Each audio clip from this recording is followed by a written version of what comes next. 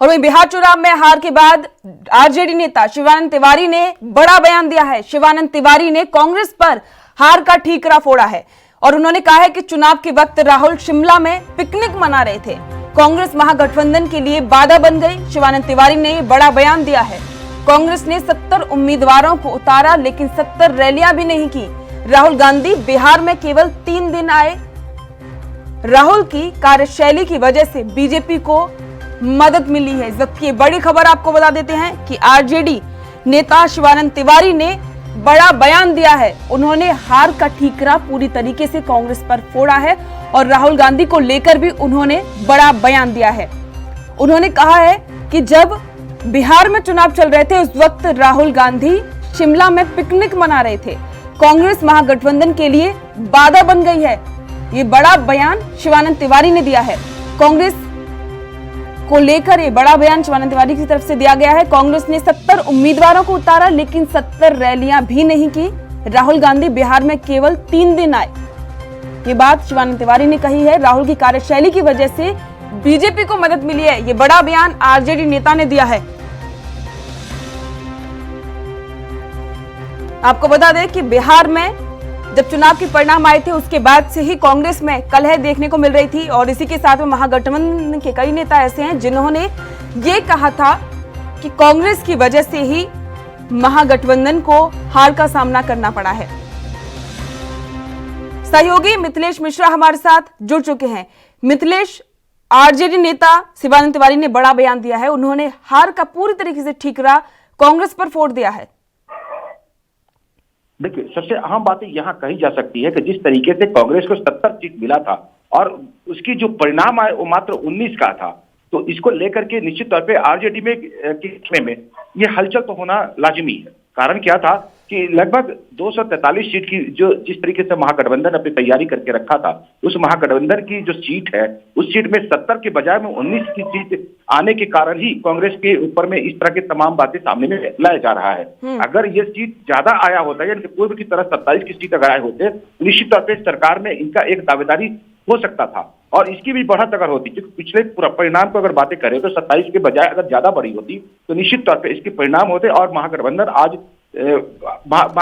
का तेजस्वी को आज निश्चित तौर पे ताजपोशी की जाती। तो इसको लेकर के जो आज रंज है, इस तरीके से शिवानंद तिवारी कद्दावर नेता माने जाते हैं आरजेडी का और पुराने साथी रहे लालू प्रसाद यादव का, तो उनको आज जिस तरीके का सामना करना पड़ रहा है, जिस तरीके का बातें देखने को मिल रही है, तो निश्चित तौर पे आज सबसे अजीब दिवस ही कहा जा सकता है, क्योंकि आज के दिन जिनके ऊपर में आज ताजपोशी होनी चाहिए थी, तेजस्वी को आज युवराज बनाना था और वहां पर जिस तरीके का दिखाई दे रहा है कि एक विपक्ष की भूमिका में शामिल होने की बात जो कही जा रही है, उसमें तो निश्चित तौर पे तमाम जितने भी महागठबंधन के साथी हैं उनके निश्चित तौर पे आज तो बिल्कुल सवाल तो बिल्कुल मिथिलेश, सवाल महागठबंधन के जितने भी साथी हैं वो सभी उठा रहे हैं, कांग्रेस पर सवाल उठाए जा रहे हैं।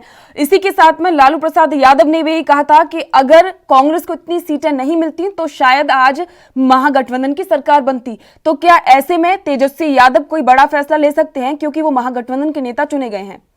देखिए, महागठबंधन के नेता के रूप में भले तेजस्वी है, लेकिन तमाम दलों को मिलाकर करके जितने भी, क्योंकि कांग्रेस एक केंद्रीय पार्टी के रूप में जाना जाता है और सबसे अहम भूमिका तो निश्चित तौर पर रहता है। और जिस तरीके से महागठबंधन में सबसे बड़े पार्टी के रूप में आरजेडी के बाद में अगर उसकी सबसे ज्यादा भूमिका दिखाई देती है तो कांग्रेस का ही दिखाई देता है। लेकिन कांग्रेस में जिस तरीके का आपस में ही दरार है, जिसको लेकर के इन लोगों की तनाव बढ़ी हुई है, साथ में जिस तरीके का तेजस्वी का एक पहल होनी चाहिए थी महागठबंधन के, खास करके उसमें अभी की जो सरोकार है, ये युवा वक्त है या वातावरण है, उसमें निश्चित तौर पे किसी भी तरह का कोई भी जल्दबाजी के लिए हुए फैसला निश्चित तौर पे बेमतलब ही बनेगा। लेकिन आज की जो ताजपोशी नीतीश कुमार के होने के बाद में कुछ दिन चलने के बाद एक बड़े फैसला लेने के तैयार खास करके विपक्ष बैठा है, महागठबंधन के लोग बैठे हैं और जो आने वाला पल होगा हो सकता है कि सियासी की रंगत में एक नई इतिहास कायम कर ली जाए। जी बिल्कुल, जिस तरीके से तैयारी तो चल रही है उससे तो वैसा ही लगता है मिथिलेश,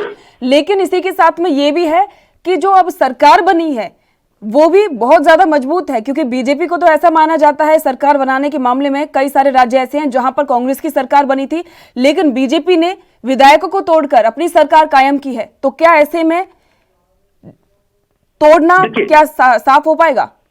देखिए, जिस तरीके से खास करके महागठबंधन में शब्दों की बयानबाजी चालू है, उसमें यही कही जा रही है कि अब की बार जो नीतीश कुमार की जो सरकार बनने जा रही है वो बैसाखी के सहारे पर बन रहा है। यानी कि बीजेपी की जिस तरीके का देन है, यानी या सीधे तौर पे कह सकते हैं कि अपनी खुद की जदयू की अपनी वजूद नहीं है जिसके तहत ये सरकार बनाई जा रही है। महज 43 सीट लाने वाला शख्सियत को जो सरकार बनाने की न्योता दी बिल्कुल, गई ये है। तो बिल्कुल बहुत सारे सवाल है इसी के साथ में और कड़ी तैयारी करने की आवश्यकता है। मिथिलेश, शुक्रिया इस तमाम जानकारी के लिए। आपको बता दें कि शिवानंद तिवारी ने बड़ा बयान दिया है। उन्होंने महागठबंधन की हार का ठीकरा पूरी तरीके से कांग्रेस पर फोड़ा है। देश दुनिया की खबरों के लिए ANB न्यूज को सब्सक्राइब करें और बेल आइकन दबाएं।